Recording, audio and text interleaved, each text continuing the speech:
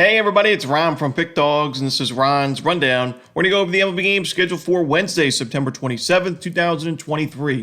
Now, if you like what you see, make sure to give this video a big thumbs up and subscribe to our channel. Don't forget to put your baseball picks in the comments section below. And if you're looking for my best bets, including my $19 rundown best bet, you can find those at the premium picks tab at pickdawgz.com. Alrighty, let's get into it. Here are the games for Wednesday in Major League Baseball. First up, the Arizona Diamondbacks taking on the Chicago White Sox. Brandon Pfaadt and Touki Toussaint as your starters. I would consider Brandon Pfaadt a strikeout-dependent starting pitcher, and he's got 86 strikeouts in 90 innings at the Major League level this season. However, he's facing a White Sox lineup that's really aggressive. They swing a lot of first pitches. They don't strike out much. They don't get on base via the walk much, but you see their strikeout rate, one of the lowest in baseball against righties in the last 30 days. I think that's going to be an issue for Brandon Pfaadt, who we know, doesn't really have control issues in terms of walking batters, but he leaves pitches down the heart of the plate very often. It's why we've seen him give up 7 home runs his last 5 games combined, including 2 in his last start against the Yankees. I worry about him in this spot on the road. I think there's value with Chicago at home in this one, so give me the Chicago White Sox on the money line.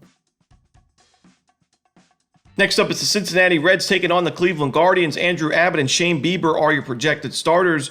Shane Bieber wasn't his best in his first start back at the Major League level. He gave up 4 earned runs in 5 innings. However, I like the fact that he didn't give up a single home run. He only walked 1 batter, and he had 1 strikeout per inning, 5 strikeouts in those 5 innings. And the Guardians went on to win that game 9-8 the final. I think Bieber's a good option here for Cleveland, facing a weaker lineup, his second start at Progressive Field. And Andrew Abbott, his pitch counts have been going way up in starts recently. He's not pitching deep into ball games. You look at his last 5 games, he's gone more than 5 innings just once. The Reds are 2-3 in his last 5 starts, and the Guardians are making big improvements against lefties offensively. We know this is a team that hasn't hit lefties well overall this year, but in the last month, a low strikeout rate that we're used to with the Guardians, and good OPS and isolated power numbers. So give me the Cleveland Guardians on the money line.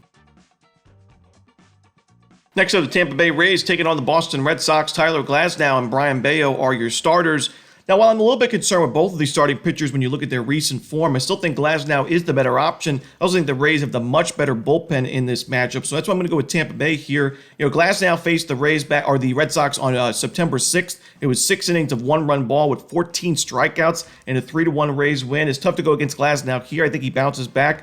Bayo gave up 8 earned runs his last start, and that makes it, it was a 15-5 Red Sox blowout loss. He's got an ERA above 7 now in the month of September. And like I said, I think the Rays have a much better bullpen in this game, so give me Tampa Bay on the money line.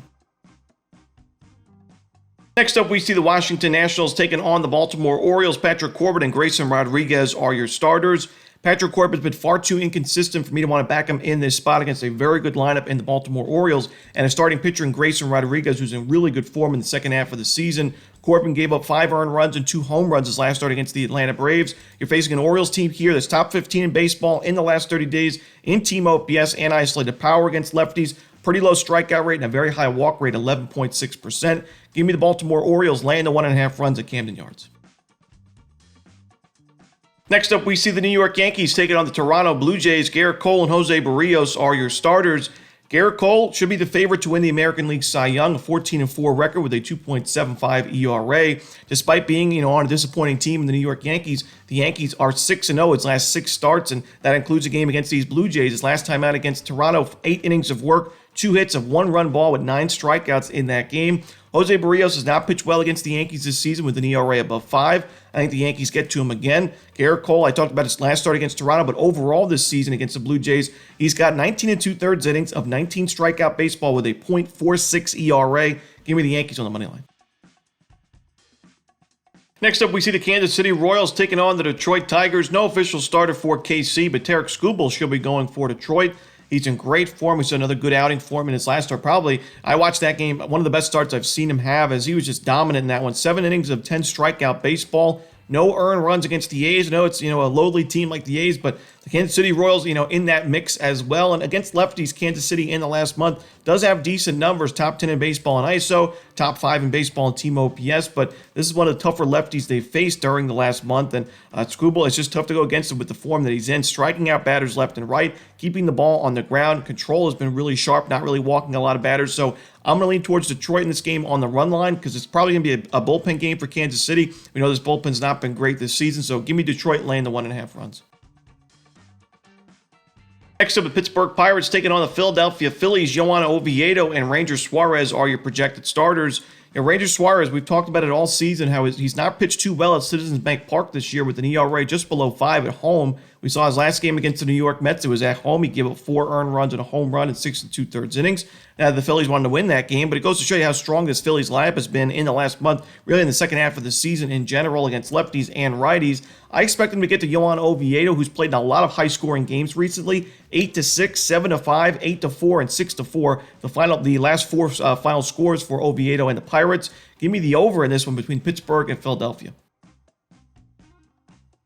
Next up, we see the Chicago Cubs taking on the Atlanta Braves. Jameson Taillon for Chicago, no official starter for Atlanta. I can't back the Cubs in this game. Jameson Taillon's got an ERA above 5 this season, 5.56 on the road, and he's facing the best lineup in baseball against righties this season. In the last month, Atlanta's number 2 in ISO and OPS against righties, but a 16.3% strikeout rate is unbelievable. You rarely see powerful lineups like that still, not strike out much at the dish. It just goes to show you this team is one of the best offenses we've seen in the last decade in baseball, in my opinion. And I think Taillon's in trouble. I think the Cubs bullpen's in trouble. Give me the Braves on the run line. Next up, the Oakland Athletics taking on the Minnesota Twins. Joey Estes and Pablo Lopez are the projected starters in this one. Estes is the number 14 overall prospect in the Oakland A's organization. He had his major league debut last week against the Mariners on September 20th. Wasn't a great outing in that one. 4 2/3 innings, giving up 6 total runs. 5 of those were earned and 3 home runs. That makes it a 9.64 ERA. I think he's got some potential, but right now just not MLB ready. I think the Twins get to him a very strong lineup. And Pablo Lopez, we know that he's not been as good at target field as he has been on the road, but when you look at his last few home starts against the Angels, a quality start, 6 innings, 3 runs, 7 strikeouts. Before that against the New York Mets, 8 innings of 14 strikeouts, shutout baseball. I'm willing to take Pablo in this spot on the money line and the run line. Next up, we go to Coors Field as the Dodgers take on the Rockies. Noah Davis for Colorado, no official starter for LA. Noah Davis has not pitched well at all at Coors Field in his first 7 innings of work there. You look at the numbers in 7 innings, 18 base hits, 16 earned runs, 2 home runs, and 3 walks. That gives him a 20.57 ERA in his first 3 appearances at Coors Field. No way I can trust him here against one of the best lineups in baseball. Give me the Dodgers on the run line. Next up, we see the Texas Rangers taking on the Los Angeles Angels. Dane Dunning and Griffin Canning are the projected starters. Griffin Canning's actually not been too shabby in the last couple of months, but since the beginning of August, even though his numbers are pretty solid, the Angels are still 1-6 in those games. Goes to show you this bullpen's not trustworthy. The lineup's also not been trustworthy, and even though Dane Dunning's not my favorite option to back, I think the Rangers have the much better lineup in this matchup. So I'm going to go with the Rangers here on the money line on the road, but not my favorite game on the board. Next up, we go to Seattle for the potential game of the night as the Houston Astros take on the Seattle Mariners. Framber Valdez and Bryce Miller are your projected starters. Now, Bryce Miller has pitched really well against Houston this season. Framber's had his struggles against the Mariners, but in a big game like this, in a virtual must-win for both of these teams, I'm going to go with Framber. I just think he has more experience in games like these.